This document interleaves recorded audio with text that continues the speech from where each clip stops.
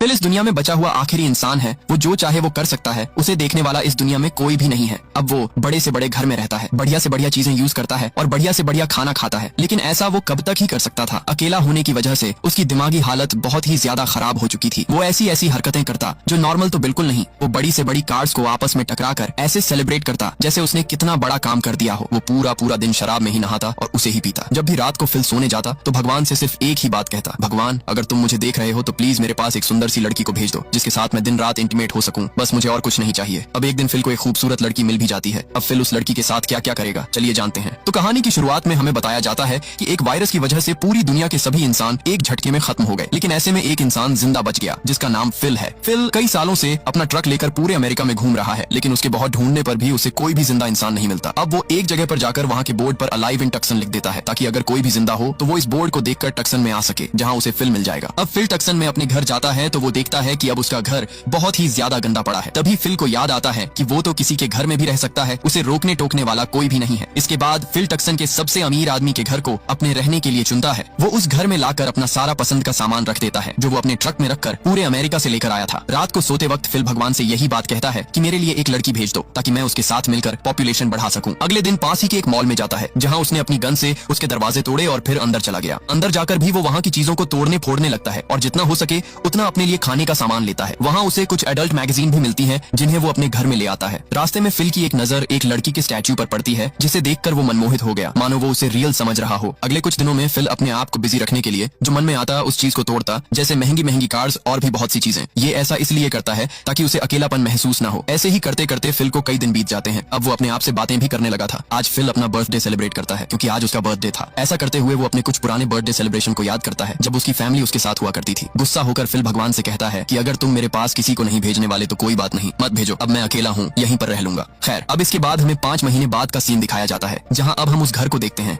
जो घर कम और कचरे का ढेर ज्यादा लग रहा था। दरअसल अब वो यहीं खाता है और यहीं गंदगी करता है क्योंकि उसका मानना है कि उसके सफाई करने का कोई भी फायदा नहीं है क्योंकि सिर्फ उसे ही तो यहाँ रहना है और न ही उसे कोई देख रहा है। फिल डेली की तरह अपनी शराब की बॉटल्स को पूल में डालकर उसमें नहाता है और उसे ही पीता है। उसने अपने पूल को ही अपना टॉयलेट बना रखा था क्योंकि अब उसे ऐसे ही रहना पसंद है। इसके बाद फिल पास ही के एक बार में जाता है जहाँ उसने कुछ बॉल्स को ही अपना दोस्त बना रखा था और तो उसने उनके नाम भी दे रखे थे। वो उनसे ही अपने दिल की सारी बातें करता। वो कहता है कि अगर मेरे पास कोई भी लड़की आ गई तो मैं जिंदगी में कभी उससे ना तो नाराज हूंगा और ना ही कभी उससे किसी तरह की शिकायत रखूंगा। इसके बाद रात में उसी लड़की के स्टैचू के पास जाता है और उससे कहता है कि मैं थोड़ा शर्मीला हूँ, मैं तुम्हें बहुत दिन से नोटिस कर रहा हूँ कि तुम मुझे ही देखती रहती हो, लेकिन मेरे अंदर इतनी हिम्मत नहीं है कि मैं तुमसे अपने दिल की बात कह दूं। ये कहकर फिल उसे किस कर लेता है, लेकिन जब उसने उसका हाथ पकड़ा तो उसका हाथ ही टूट गया। ये देखकर फिल अपने भ्रम से बाहर निकल आता है। अब फिल अपनी इस अकेलेपन की जिंदगी से पूरी तरह परेशान हो चुका था। अब वो और ज्यादा इस तरह नहीं रह सकता। आज वो एक पहाड़ पर जाकर वहाँ पर एक पत्थर पर अपना नाम और अपनी डेट ऑफ बर्थ लिखता है और उसके ऊपर RIP लिखता है। वो अपने बॉल्स दोस्तों से कहता है कि तुमने मेरे रहने में मेरा बहुत साथ दिया और मैं तुम्हें कभी नहीं भूलूंगा, लेकिन अब मैं इस तरह और ज्यादा नहीं रह सकता। इसके बाद वो उन्हें गुड बाय कहकर अपनी गाड़ी में बैठकर अपने आप को खत्म करने के लिए निकल जाता है। वो अपनी गाड़ी को फुल स्पीड में चलाने लगता है। वो अपने आप को खत्म कर ही देता, लेकिन तभी उसे कुछ दिखाई देता है। उसने अपनी गाड़ी से निकलकर देखा तो दूर कहीं पर धुआं निकल रहा था। ये देखकर फिल के मन में जीने की उम्मीद जाग गई। उसे पता था कि जरूर वहाँ पर कोई न कोई जिंदा है। इसके बाद वो जल्दी से उस जगह पर जाता है। वहाँ उसे कुछ सामान और किसी लड़की के कपड़े दिखाई देते हैं। वो उन्हें देखकर पागलों की तरह उन्हें सूंघने लगता है और तभी वो बेहोश हो जाता है। उसकी जब आंख खुली तो वो एक खूबसूरत लड़की की गोद में लेटा हुआ था। वो लड़की फिल को देखकर खुश थी और फिल को भी उसे देखकर अपनी आंखों पर विश्वास नहीं हो रहा था। वो उससे कहती है कि मुझे यकीन नहीं हो रहा कि तुमने मुझे ढूंढ लिया। ये कहकर वो लड़की फिल को किस कर लेती है, लेकिन फिर जब एक बार फिर से फिल की आंख खुलती है तो एक औरत उसे CPR दे रही थी जो देखने में ज्यादा खूबसूरत नहीं थी और उसकी उम्र भी फिल से ज्यादा थी। वो फिल से कहती है तुम बेहोश हो गए थे इसलिए मैं तुम्हें CPR दे रही थी और तो और तुमने अपने अंडरवेयर में ही टॉयलेट कर लिया था। तब फिल कहता है मैंने टॉयलेट नहीं किया था बल्कि वो तो मेरे पूल के पानी की वजह से गीला था। इसके बाद वो उसकी तरफ बढ़ने लगता है, लेकिन वो औरत अपनी गन निकालकर उससे कहने लगती है मुझसे दूर रहो और मेरे कपड़े नीचे रखो। तब फिल भी ऐसा ही करता है। इसके बाद वो औरत फिल से पूछती है कि क्या तुम अच्छे इंसान हो। तब फिल कहता है हाँ मैं अच्छा इंसान हूँ, तुम्हें मुझसे डरने की कोई भी जरूरत नहीं है। तब वो औरत कहती है क्या तुम ही वही इंसान हो जिसने अलाइव इन टक्सन लिखा था। तब फिल कहता है हाँ मैं वही हूँ। दरअसल बात ये है कि मैंने पिछले 2 सालों से किसी को भी नहीं देखा तो मुझे नहीं पता कि मुझे किसी के सामने कैसे पेश आना चाहिए। प्लीज मेरा यकीन करो, मैं अच्छा इंसान हूँ। तब वो औरत भी मान जाती है और उसे अपना नाम कैरोल बताती है। इसके बाद ये दोनों एक जगह पर बैठकर बातें करते हैं और कैरोल इन दोनों के लिए कॉफी बनाती है और बताती है कि मैं भी किसी जिंदा इंसान की तलाश में भटक रही थी। कैरोल को देखकर फिल के अरमानों पर पानी फिर चुका था। उसने तो सोचा था कि कोई सुंदर लड़की होगी, लेकिन ये तो निकली एक बूढ़ी औरत। खैर, इसके बाद फिल कैरोल को अपना घर दिखाने के लिए लेकर जाता है। रास्ते में फिल किसी भी ट्रैफिक रूल्स का पालन नहीं कर रहा था। ये देखकर कैरोल उसे ऐसा करने से मना करती है। तब फिल भी कैरोल के कहने पर ऐसा ही करता है। इसके बाद वो दोनों फिल के घर पहुंच जाते हैं जहाँ फिल उसे अपना गार्बेज पूल, टॉयलेट पूल और शराब वाला पूल दिखाता है। इसके बाद फिल उसे अपने घर के अंदर लेकर जाता है जहाँ उसके घर की हालत देखकर कैरोल दंग रह जाती है कि आखिर एक इंसान ऐसे कचरे में कैसे रह सकता है। यहाँ फिल कैरोल को अपनी लाई हुई पेंटिंग्स दिखाता है जो बहुत ही कीमती थी और उसने वो चुराई थी। अब कैरोल यहाँ फिल से उन मैगजीन के बारे में पूछती है जिस पर फिल उसे बताता है कि ये सब एडल्ट मैगजीन हैं जिन्हें मैं कभी कभी अकेला फील होने पर पढ़ता हूँ। कैरोल उससे कहती है कि मुझे लगता है कि तुम एक थर्की किस्म के इंसान हो। ये बात सुनकर फिल को गुस्सा आ गया और वो कैरोल को वापस से उसी जगह पर छोड़ आता है जहाँ से वो उसे लेकर आया था। अगली सुबह जब फिल उठता है तो वो देखता है कि कैरोल उसके घर की सफाई कर रही है। फिल उससे कहने लगता है कि तुम मुझसे बिना पूछे मेरे घर की सफाई क्यों कर रही हो। तब गुस्से में कैरोल सारा कचरा वहीं पर गिरा देती है। फिल उससे कहता है कि अच्छा चलो बताओ हम इसे किस तरह साफ कर सकते हैं, जिस पर कैरोल उसे बताती है कि इसे साफ करने के लिए हमें एक क्लीनर की जरूरत पड़ेगी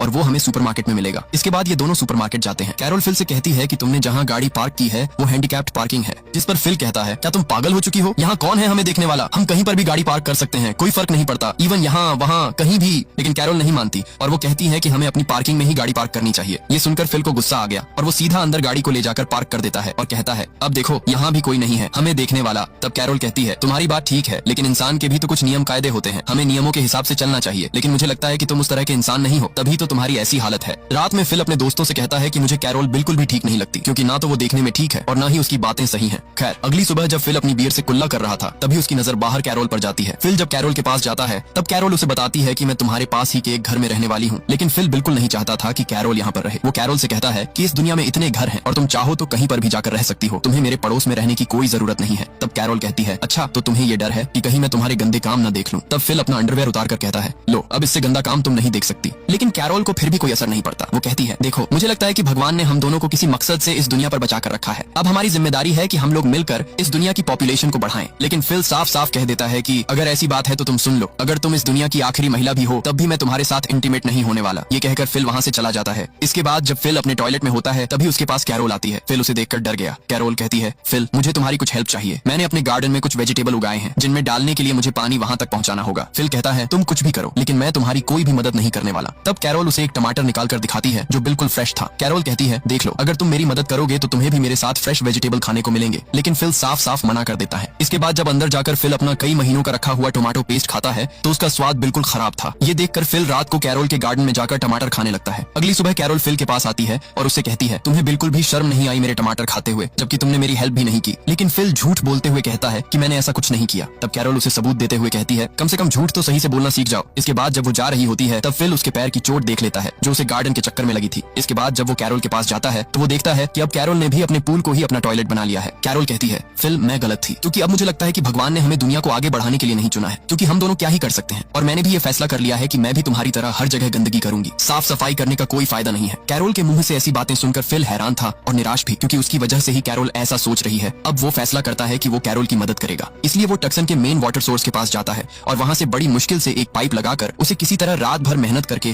कैरोल के गार्डन तक पहुँचाता है। सुबह को जब ये चीज कैरोल देखती है तो वो बहुत ही खुश होती है क्योंकि अब उसके मुरझाए हुए पौधे हरे भरे हो गए थे। कैरोल फिल से कहती है क्या आज रात हम लोग साथ में डिनर करें? तब फिल भी मान जाता है। इसके बाद जब ये लोग रात को खाना खा रहे थे तब कैरोल कहती है मुझे लगता है कि हम दोनों साथ में अच्छे से रह सकते हैं और अब हमें ही पॉपुलेशन को बढ़ाना होगा। तब फिल भी उसकी बातों को समझ जाता है और कहता है चलो ठीक है, अगर तुम मेरे साथ इंटीमेट होना चाहती हो तो मैं तैयार हूँ। वैसे भी फिल कैरोल के साथ इंटीमेट होना चाहता था, लेकिन कैरोल कहती है कि मैं तुम्हारे साथ ऐसे इंटीमेट नहीं होंगी, बल्कि पहले मैं तुम्हारे साथ शादी करना चाहती हूँ और फिर हम ये सब कर सकते हैं। ये सुनकर फिल ऐसा करने से साफ साफ मना कर देता है और वहाँ से जाने लगता है। लेकिन तभी फिल को याद आता है कि ऐसे तो वो कभी उसके साथ इंटीमेट ही नहीं हो पाएगा, इसलिए वो कैरोल की बात मानते हुए उसके साथ शादी करने के लिए तैयार हो जाता है, जिससे कैरोल बहुत खुश होती है। लेकिन फिल इस चीज से ज्यादा खुश नहीं था क्योंकि उसे शादी से कोई मतलब ही नहीं था। इसके बाद कैरोल और फिल जाकर चर्च में शादी कर लेते हैं। लेकिन जब वो लोग बाहर आए तो फिल ने देखा कि वहाँ पर काफी सारे लोग अभी भी जिंदा हैं और तभी फिल की आंख खुलती है और हमें पता चलता है कि ये सब सिर्फ फिल का एक सपना था। तभी रात में ही कैरोल फिल के लिए कुछ खाना लाती है जो उसने अपने हाथों से बनाया था। दरअसल कैरोल को अब फिल की बहुत चिंता है और वो हर तरीके से उसका ख्याल रखेगी। कैरोल फिल से कहती है अब क्योंकि यहाँ पर कोई नहीं है इसलिए हम दोनों में से किसी को प्रेसिडेंट बनना होगा, मैं चाहती हूँ कि तुम प्रेसिडेंट बनो। तब कैरोल के कहने पर फिल भी मान जाता है। अगले दिन कैरोल अपनी शादी के लिए बहुत ही लगन के साथ तैयारियां करने लगती है। इधर फिल सीधा उस स्टैच्यू के पास जाता है। वो उससे कहता है आज मेरी कैरोल के साथ शादी है, लेकिन तुम्हें और मुझे पता है कि हम दोनों के बीच कितना प्यार है, भले ही मैं शादी कर लूं लेकिन मैं तुम्हें नहीं भूल पाऊंगा। इतना कहने के बाद फिल चर्च में आ जाता है। कैरोल तो यहाँ पूरी तैयारी से आई थी लेकिन फिल ने तो अपने कपड़े तक चेंज नहीं किए। ये देखकर कैरोल को अजीब तो लगा लेकिन फिर भी वो इस चीज को ज्यादा नोटिस नहीं करती। अब सारी बातें होने के बाद जब सबसे जरूरी रिंग पहनाने की बारी आती है तो कैरोल देखती है कि फिल तो रिंग लाना ही भूल गया। शादी में इतनी जरूरी चीज को भूल सकता है। ये देखकर कैरोल समझ गई कि वो फालतू में ही एफर्ट डाल रही है जब फिल को इस चीज में कोई इंटरेस्ट ही नहीं है। कैरोल गुस्सा होकर कार लेकर अपने घर चली जाती है। इसके बाद फिल भी अपनी गलती मानते हुए कैरोल के घर जाता है, लेकिन कैरोल दरवाजा नहीं खोलती। ये देखकर फिल दरवाजा ही तोड़ देता है। फिल ने जब अंदर जाकर देखा तो उसके तो होश ही उड़ गए क्योंकि कैरोल ने अपने रूम को बहुत ही अच्छी तरह डेकोरेट कर रखा था, जिसमें उसे बहुत मेहनत लगी थी। इसके बाद फिल कैरोल के पास जाता है। वो कहता है कि मैं तुमसे कुछ बात करना चाहता हूँ, पर कैरोल कहती है कि मैं तुमसे कोई भी बात नहीं करना चाहती। फिल कहता है, देखो मैंने जो किया मुझे ऐसा नहीं करना चाहिए था, इसके लिए मैं शर्मिंदा हूँ, लेकिन जैसा तुम सोचती हो वैसा मैं तुम्हारे बारे में कुछ भी नहीं सोचता। दरअसल बात यह है कि मैं काफी वक्त से अकेला रह रहा था, तो मेरी दिमागी हालत भी खराब हो गई थी, इसलिए मुझे किसी भी चीज में इंटरेस्ट नहीं आता, लेकिन अब हम दोनों एक साथ रह सकते हैं। फिल की ऐसी बातें सुनकर कैरोल भी उसे माफ कर देती है। इसके बाद फिल कैरोल को एक ज्वेलरी शॉप में लेकर जाता है, जहाँ से कैरोल बहुत सी रिंग सिलेक्ट करती है और फिर फिल चर्च में जाकर कैरोल को सारी रिंग पहना देता है और अब फाइनली इनकी शादी हो जाती है। रात में ये दोनों एक दूसरे के साथ इंटीमेट होते हैं, लेकिन फिल को इस चीज में ज्यादा फील नहीं आ रहा था। इसके बाद अगले दिन कैरोल भी फिल के साथ मिलकर वो सारे पागलपन वाले काम करती है जो फिल करता था। कैरोल को भी इसमें मजा आता है। फिर फिल कैरोल को अपनी स्टैच्यू गर्लफ्रेंड से मिलवाता है, जिसे देखकर कैरोल गुस्से में उसे तोड़ देती है। इसके बाद जब ये लोग गाड़ी से कहीं जा रहे थे,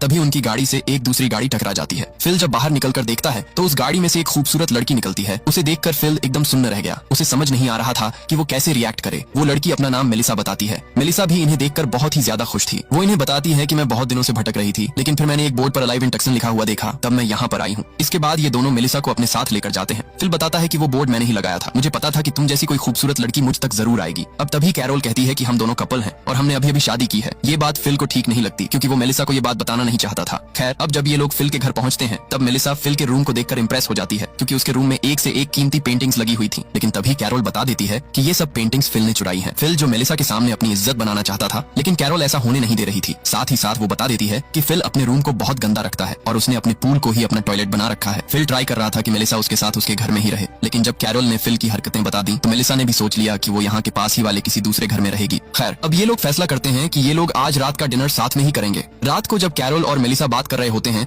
तभी उनके सामने फिल आता है, जिसका हुलिया पूरी तरीके से चेंज हो चुका था। उसकी जो लंबी लंबी दाढ़ी थी उसने वो काट ली थी। दरअसल फिल ये सब मेलिसा को इम्प्रेस करने के लिए कर रहा था, पर ये लुक ना तो कैरोल को ठीक लगता है और ना ही मेलिसा को। इसके बाद जब ये तीनों डिनर कर रहे थे, तभी फिल मेलिसा के साथ फ्लर्ट करने की कोशिश करता है, लेकिन कैरोल बीच में टांग अड़ा रही थी। मेलिसा बताती है कि मैं पहले रियल एस्टेट में काम करती थी और मेरी शादी भी हो गई थी, लेकिन मेरा हस्बैंड मुझे धोखा देकर किसी और औरत के साथ रहता था, उसकी इसी वजह से मैंने उसे डिवोर्स दे दिया। फिल भी मेलिसा की हर बात पर कहता है कि हाँ, तुमने बिल्कुल सही किया। इसके बाद जब ये लोग सोने के लिए जाते हैं, तब कैरोल फिल को अपने साथ चलने के लिए कहती है ताकि ये लोग इंटीमेट हो सकें, लेकिन फिल साफ साफ मना कर देता है और कहता है, देखो बात कुछ ऐसी है कि मैं अभी ये सब नहीं कर सकता, क्योंकि मेरा मन नहीं है और मुझे कुछ भी ठीक नहीं लग रहा। हम लोग कभी और ये काम कर लेंगे। तब कैरोल फिल से कहती है, कहीं ये बात तो नहीं है कि तुम मेलिसा को तो पसंद नहीं करने लग गए। तब फिल कहता है, तुम कैसी बातें कर रही हो, मेरा बस मन नहीं है। अब कैरोल को क्या पता था कि असली वजह तो यही है। खैर, रात को जब फिल सो रहा होता है, तभी उसके पास मेलिसा आती है और उसे अपने साथ कुछ दिखाने के लिए लेकर जाती है। फिल भी तैयार हो जाता है। उसे लग रहा था कि जो वो सोच रहा है, मेलिसा उसे उसी काम के लिए बुला रही है। जब वो उसके पीछे पीछे एक कमरे में गया तो वहाँ कैरोल थी। ये देखकर फिल डर गया और उसकी आंख खुल गई। दरअसल ये सब बस फिल का सपना था। इसके बाद अगले दिन जब मेलिसा फिल के पास जाती है, तो वो देखती है कि फिल वर्कआउट कर रहा है। ये सब फिल सिर्फ मेलिसा को इम्प्रेस करने के लिए कर रहा था, ताकि उसे लगे कि फिल कितना फिट है। मेलिसा उसे बाहर ले जाकर पूछती है कि आखिर मेरे घर के बाहर ये कार किसकी है। तब फिल कहता है कि तुम्हारे घर के बाहर है